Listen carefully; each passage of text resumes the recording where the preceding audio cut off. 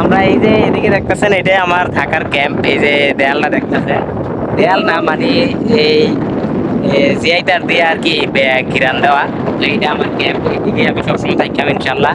এই যে দেখেন আমি যেখানে আছি খুব মরুভূমি, এইটা আমার হচ্ছে কাজের সাইড, এখান থেকে আর কি কাজের সাইডে যামু।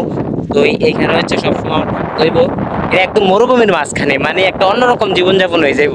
ঠিক আছে, তো আমি বাড়িতে থাকতেই বলছিলাম যে আসলে সৌদি আরব যাইতেছি, কেমন জীবনযাপন হয় তা আমার জানা নাই। তো এতদিন আমি শহরের মধ্যে আসছিলাম, তো তখন তো আমার আকামা ছিল না, আমার কাজের কোনো সন্ধান ছিল না, আমার কাছে শ্বশুর বাড়ির মতন লাগছে বিদেশটা। কিন্তু এখন যেখানে আসছি এখানে এখন মনে হইতেছে যে জীবনের যুদ্ধ আমার শুরু। কিন্তু আমি এই যুদ্ধের মধ্যে যুদ্ধের প্রস্তুতি নিয়েই আসছি ইনশাল্লাহ। আমার জন্য সবাই দোয়া করবেন। আমি এত সহজে হার মানার লোক না, আমি দেশে থাকতে অনেক কঠোর পরিশ্রম করছি। এই যে দেখেন চারদিকে শুধু মরুভূমি আর মরুভূমি, মানে একদম মরুভূমির মাঝখানে আমার ক্যাম্পটা। তারপরও আমি যত কষ্টই হোক, আমার সাথী ভাইরা অনেকে কইতে আছে যে আজকে মাত্র শুধু আমরা নামলাম, এখনো ক্যাম্পের ভিতরে প্রবেশ করি নাই। আমার অনেক সাথী ভাইরা বলতেছে যে এদিকে থাকা যাইতো না, পরিবেশ ভালো না, না খেয়ে মরতে বই সেই আবি যাবি।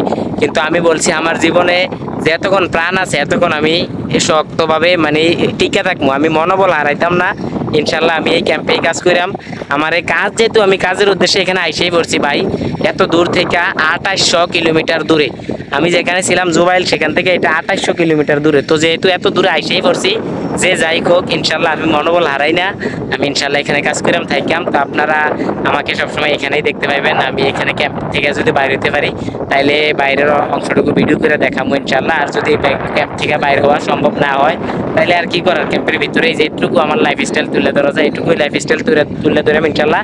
তো আমার জন্য সবাই অবশ্যই দোয়া করবেন ইনশাল্লাহ, যেন সাকসেস হইয়াই বাড়িতে ফিরতে পারি। মরুভূমির ভিতরে অবস্থানরত আছি। ঠিক আছে, আজকের ভিডিও এখানেই শেষ করতেছি। ভালো থাকবেন, সুস্থ থাকবেন। আসসালামু আলাইকুম রহমতুল্লাহ।